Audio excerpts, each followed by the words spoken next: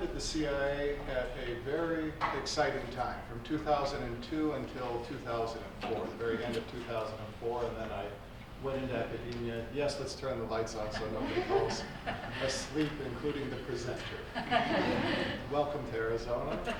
I'm going to tell you a story about my boss, John Rizzo. One while we were working at the CIA, and one was more indirect. And then I proposed to make 10 points about the use of killer drones. And I don't know the title of my points, and I don't have a PowerPoint, but I admire the PowerPoint presentation that we began with. But we're going to list 10 points. And out of the 10 that I propose, if the 7 are comprehensible, I've done my work. So 7 out of 10 is going to be my goal. John Rizzo retired from the CIA about a year or so ago. He was a career CIA lawyer. He was the first lawyer that was forward deployed. We have lawyers in headquarters, and that he was the first one to work in the operational unit. And in 2003, in March, does anyone remember what was going on then? We were not concerned about Afghanistan, we were concerned about Iraq. And at the beginning of the war, we started with shock and awe.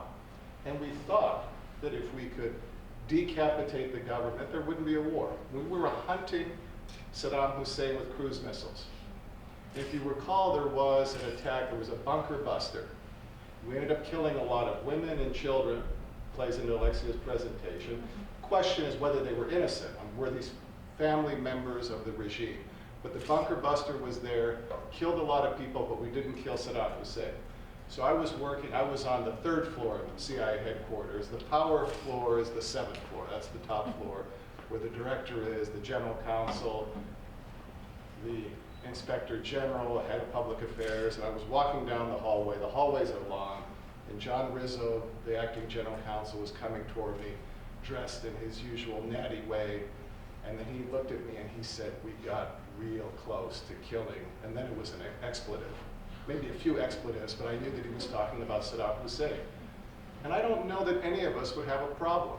I mean, look back, if we could have killed him, that would have avoided the war. Maybe some other generals would have taken over. We might have avoided the fiasco. I mean, this is a targeted killing. So targeted killing is not new. But it's different because it's going on in the shadows, in places like Afghanistan, Pakistan, Yemen, Somalia. But we've had this idea of targeted killing before. Eric Holder, in a speech, mentioned going after Admiral Yamamoto. Historians, you know who he was. He's the author of Tora, the Pearl Harbor attack. And we quite clearly went after him. And there weren't lots of debates about the morality or even the legality of killing and going after somebody, the crosshairs. Now there's something that bothers us psychologically about it, because we want to depersonalize killing. People in uniforms, the enemy.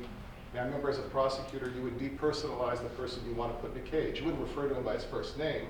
It's the defendant, because it's easier for 12 people to put the defendant in a cage. And similarly, it's easier to put somebody in this category and then kill them. So we've targeted people before. That's my first story about John. Then I was teaching a course in London on comparative counterterrorism just last year. No, London was the year before. I was in Ireland. I'm tired. Where am I? I'm in Tucson, Arizona. I was in Ireland, and I was reading the news, and then John Rizzo in Newsweek magazine was talking about his role in signing the warrants, the death warrants for the drone program. And this is a program that the CIA neither confirms nor denies. And don't take any of my comments to be a confirmation that there's a drone program. Everything I say, I'm relying on the media. And the media have been good in gathering details. But this article, I read it, and he, in effect, was confirming the program, talking about the role of the lawyers, talking about the various lists, personality strikes, and that's the one that's of concern rather than the pattern. And I was just shocked. I said, are we going to acknowledge this program? Because why is John talking to this reporter? And this is on the cover of Newsweek. I'm able to read it online in Galway, Ireland, where I was last summer. And then I walked back the story. I talked to some of my friends. I said, what's going on? Rizzo had just retired. And then you read, this is the insider stuff. You read between the lines, and I knew what was going on. The reporter, does anyone know who the reporter was of that Newsweek story? It's called Killer Machines, I think. Tara McElwee. And I haven't met her, but I've heard from people she's very attractive. In her 30s. I said, that's a problem for John. Now, John is happily married, but he he has a soft spot for attractive women. And then in the story, said that they had wine, Côte de Rhône. John likes red wine. And then they said they were at a nice Georgetown restaurant, a French restaurant, and he's been keeping the secrets. I said, but this is a tough situation. What I heard, not from him, is that he assumed that he was speaking on background, that this was not for attribution, but it was there on the pages of Newsweek, and this is a concern. He then was subject to an arrest warrant that some of the human rights organizations want to have sworn out. I think it's made some progress in Pakistan. And this is how that reporter got in touch with me, and I said, well, you get people in trouble. I don't know that I should be saying anything on the record. They said, this is very bothersome, this direct role. And they were saying that John was part of a conspiracy to commit murder. And from the perspective of Pakistani law, these drone strikes are murder. And there have been complaints about the civilian damage, and John happened to be the person that admitted, at least to this reporter, some role, some CIA role on drone strikes. And I don't know what's happened with the warrants. I don't know whether it's gone to Interpol. John is happy and safe living in Washington, D.C., but it's a very controversial program. But targeted killing has been with us before. So that's my anecdote. So I've been around important people. I'm not an important person myself, but it's always fun to be around important people. Then you can tell stories. Yeah, and there's a great story. Do you know there's an elevator from the 7th floor all the way down to the garage for the limousines. Otherwise, it's a very bureaucratic building. But one day, with a different general counsel, we had a meeting at the Justice Department. He said, well, let's take my elevator. I didn't know about this. Put his key in there, and you go right down to the garage, and they have the limousines waiting. It was the only time in those 2.5 years where I felt that the CIA matched my view from the movies. It was, as I described to my wife, my Ben Affleck moment. I mean, because Ben had been there filming and getting his role down for the sum of all fears. So 10 points. 10 points that I'd like to make. How many minutes do you think I should take, Nabil? For 10 points? I mean, pretty thick. He's looking what you should look for a moderator. Take as much as... No, don't say that to an academic. What's great at running panels is they say, well, I'll speak for 15, 20 minutes. Have they ever kept that promise? No. So we're looking at the time. I think 10 John, you can points. speak for I think, if you want. We've got plenty of time. no, I think it should take about 10 minutes. Right, 10, to make 10 points. They're saying, what a relief. So the first point, this killer drone program has been with us longer than you realize. This program, and this is according to the 9/11 Commission, was in place before 9/11. We had opportunities to use the killer drone on bin Laden. There were concerns about the accuracy of the intelligence, concerns about collateral damage. There were even some squabbles between the Air Force and the CIA about what happens if we lose a drone, who will pay for it. So we've had this technology even before 9/11. Now where it came from, it started as a surveillance platform. And this is in your presentation. Doing surveillance, and then somebody, and I'd like to know who this person is, somebody got the idea to mechanize or weaponize the drone. What they said to themselves, let's put some missiles on it. Can it carry a missile? Yes. And they put the Hellfire missile on the drone. This is the late 90s. The Hellfire missile was designed to take out tanks, but it made sense on the drones. And from what I can tell and read in the media, we're not using the Hellfires exclusively. The missiles are getting more precise, they're smaller, they're different missiles, but this doesn't seem to be too techy of a group. So that's point one. Drones have been with us before 9/11. And then you look back in the same way that you look back on the Gulf War, 2003. If we had a chance to take out bin Laden, history is easier looking back. Should we have done it? And George Tenet went to the White House with the information that they decided, Bill Clinton decided not to strike. George Tenet on 9/11 that day had an interaction with Mike Scheuer, the head of the bin Laden unit. And Tenet looked at Mike Scheuer, and we've had Mike Scheuer to the school at our programs, and he said, we let down the American people. And Mike Scheuer is a hard-charging, yes sir, very polite. He looked the director of the CIA in the eye and said, no sir, you let down the American people. Because Scheuer believed we should have taken that shot at bin Laden. The concern was, this is according to Jane Mayer, there was a swing set near one of the places. If there's a swing set, that means there's kids. They didn't see kids, but there's a swing set. there were some princes from the United Arab Emirates.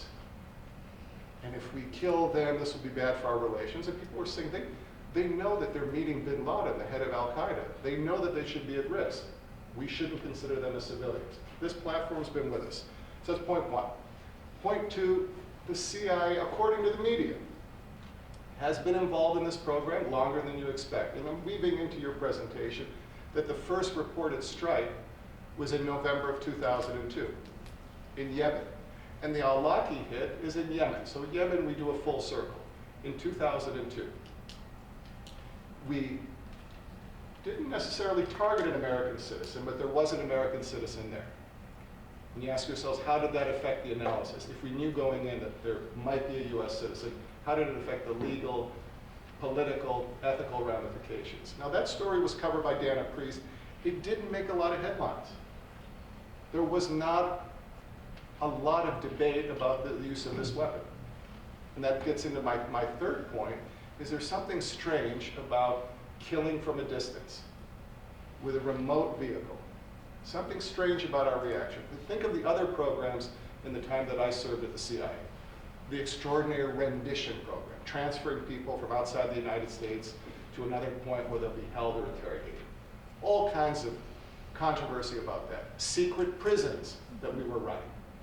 Enhanced interrogation techniques. These were all controversial. Think of Guantanamo, the protests about putting somebody in a cage.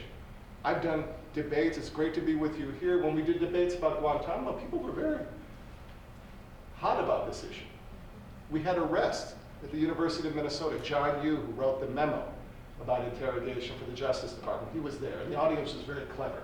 They were saying, shame on you, shame on you. And then they were citing his memo, reading from Amnesty International. People were in chains who were very emotional about this. This is a great group. Intellectuals, you're not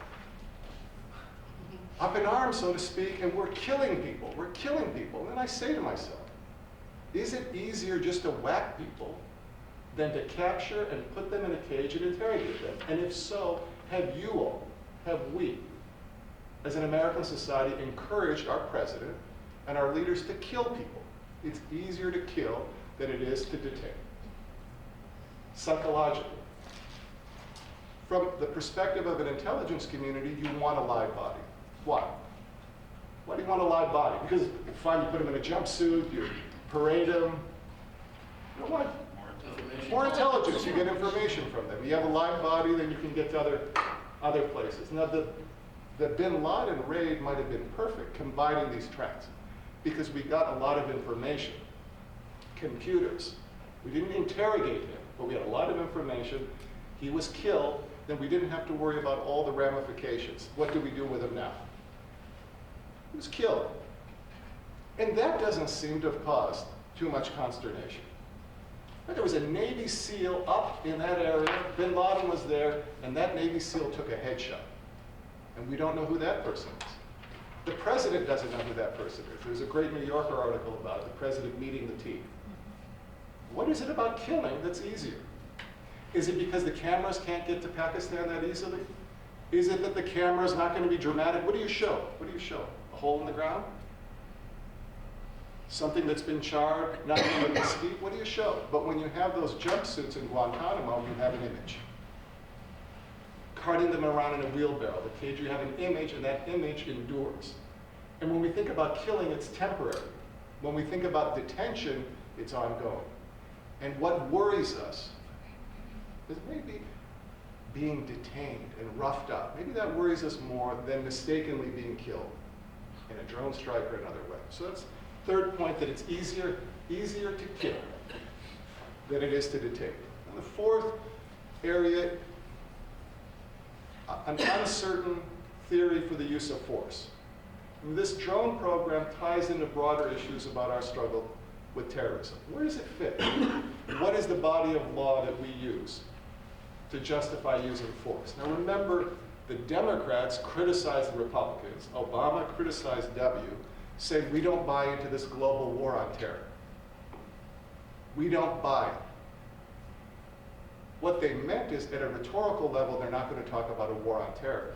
But if you read the statements that have come from the State Department legal advisor, the Attorney General just on Monday at Northwestern, they are putting forward an idea that we have a global conflict with Al-Qaeda, global. They also say that we have conventional conflicts in Afghanistan, spillover perhaps into Pakistan, winding down a conflict in Iraq. And even if that just does not justify the use of force, they say that we have a theory of self-defense. Self-defense different from armed conflict. That we're about to be attacked from someplace, we better take them out. So those same aggressive theories about the use of force have continued. But we beat up the Bush administration, and I don't know why we're not beating up the Obama administration. And I love the ironies that you have the State Department legal advisor, Harold Koh, former dean of the Yale Law School, who sat on the fridge with his beautiful suits and criticized the administration this entire time. And then he gets into power, and he's justifying the same policies. I know it's difficult for us to admit our hypocrisy, but the hypocrisy of academics is quite high. The hypocrisy of law school academics is even higher. The hypocrisy of Harvard-educated Yale dean academics is up there with the drones. How high do they fly? 15, 20,000. So that's point 4. But how do we justify the use of force? Point 5.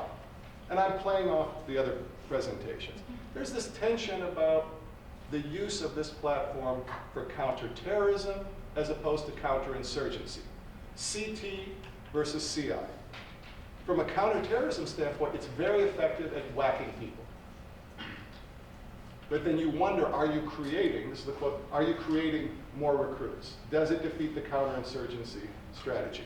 David Petraeus ran the surge, was important in our counterinsurgency strategy in Afghanistan. He's now gone to the CI. He has a simple motto every day. This is according to Mark Bowden, who wrote Black Hawk Down. Petraeus says, I want to wake up every day with fewer enemies than I had the day before. And how do you go about that? Well, one way is to kill your enemies. And Petraeus is not averse to killing. He understands there are some people that need to be killed. But the other side is that you try to make friends. And the difficulty is to figure out, well, which persons need to be killed and which ones can I talk to? That's the issue in Afghanistan. It's the issue in conflict all the time. And the drone plays into this.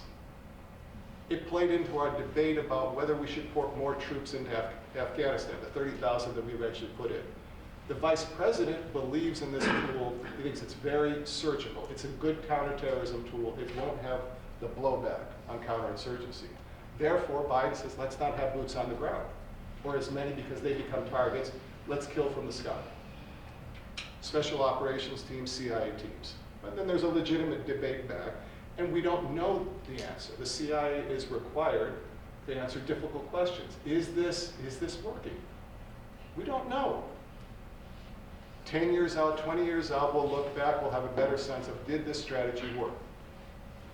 So, point 6. Oh, I'm lazy, I should be writing them down. But point 6 is the unresolvable, irreconcilable tension between secrecy and democracy.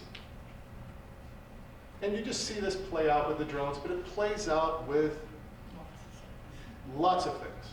And we accept that you have to have secrecy for effective operations, for diplomacy, for military activity. You're not going to tell them that our Marines are going to arrive on this beach, the enemy. And the CIA legitimately has to have secrecy for its operations in running sources, in doing espionage, in doing covert action. There is a legitimate need for secrecy, but on the other hand, it troubles us. It should trouble all of us, because secrecy goes against accountability. Accountability is important to democracy. And the administration says, well, take it on faith. No, we're doing the right thing. And the prior one said, we're doing the right thing. And they said it about detention. And imagine you're the Solicitor General of the United States arguing a case in front of the Supreme Court about detaining people in Briggs or in secret. And your theory is we're the executive branch, we know what we're doing. And it just so happens in those days that we have those pictures from Abu Ghraib. Right? Pointing it. men in a very tough spot. Trust us, we know what we're doing.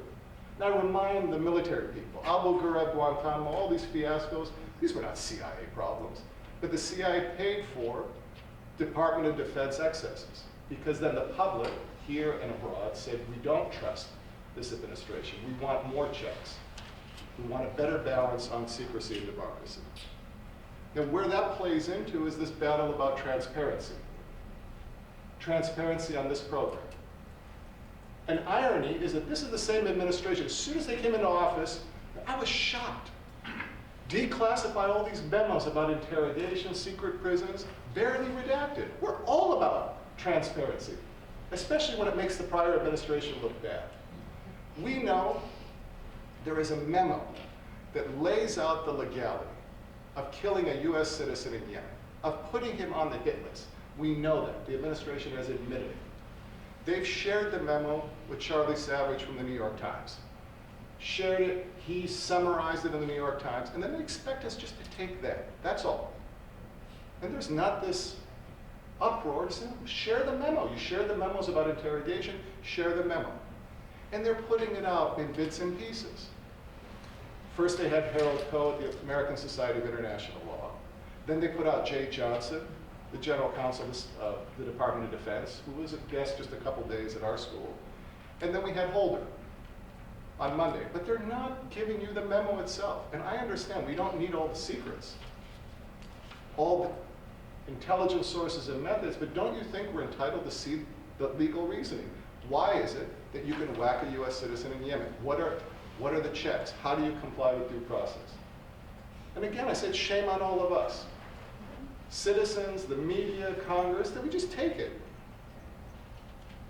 If it were W, or if it were his puppeteer Cheney saying, we're not gonna share this stuff with you, you'd be upset. But you're just happy it makes for an event. Holder, he gave us a little bit of information. He showed us a little bit of leg, and that's gonna be enough for us. I don't know.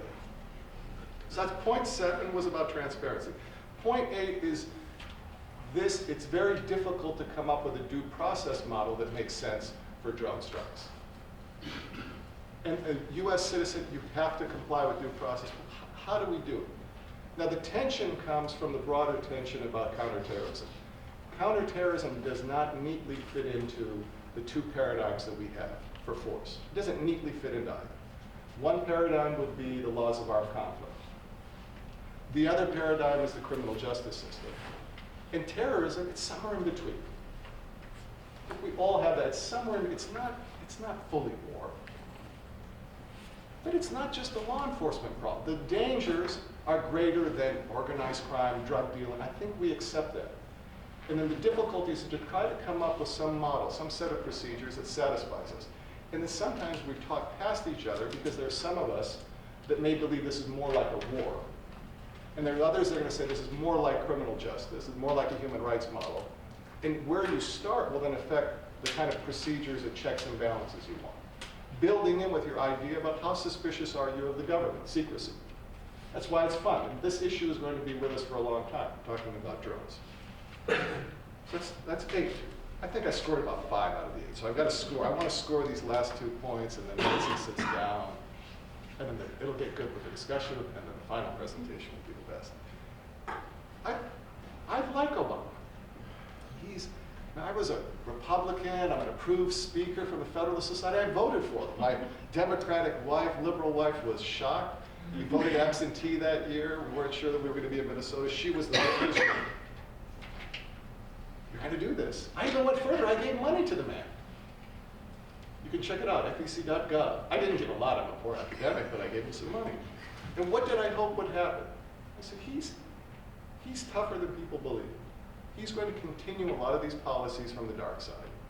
And he's going to be able to sell it in a way that Cheney and Bush could not. He'll be able to sell it. Why? Because he's charming. He's good looking. He speaks in sentences that have subject, verb, predicate. Right? And he's doing what you're doing right now. He smiles. He pronounces the country correctly, Pakistan. And if you're going to whack somebody, do it with a smile. Right? I want to kill you with a predator strike. Right, but that charm in selling these policies will get people to say, thank you. Thank you, sir. Thank you very much. If the policies are the same, why is it that it's not causing outcry in the United States or overseas? Don't underestimate the ability that Obama has to sell his policies. My mother, who switched her party affiliation, Republican for a long time, to vote for Obama in the primary, she said, this is my second president. I said, well, who was the first one? She said, Reagan. She voted for Reagan, first time as a citizen, and she said he has that quality. And even Reagan's opponents, political opponents, they couldn't bring themselves to hate him. He was a likable man. Obama's likable. His two daughters, his wife that I went to law school with, I would have never believed Michelle is going to be the first lady. Good for Michelle. So that chart.